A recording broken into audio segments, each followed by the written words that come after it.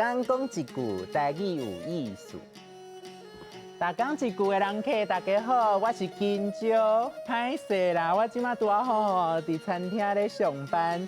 啊，咱今仔日要讲的事咧，就是我咧做的工课，走道的，走道的，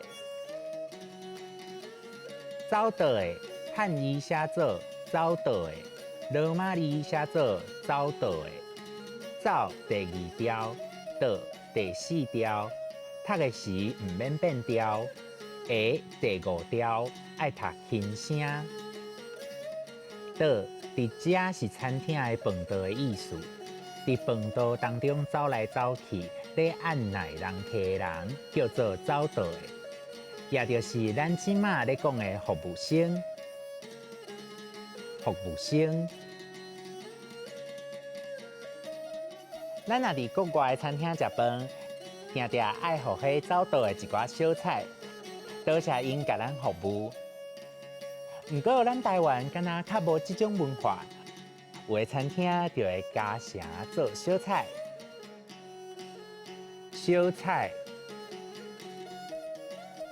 讲到食饭，咱一定有听过即句俗语：食饭皇帝大，食饭皇帝大。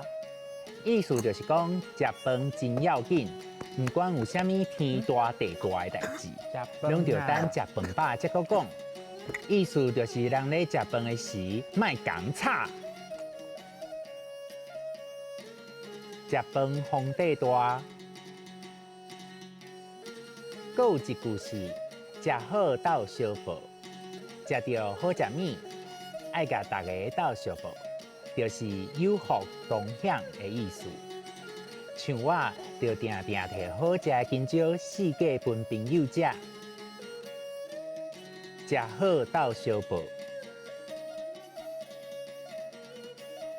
服饰走道的服务生，小菜食饭皇帝大，食好斗相报。今仔日的大讲一句就讲到这。多谢各位观众朋友的收看，咱后摆再会。话了了。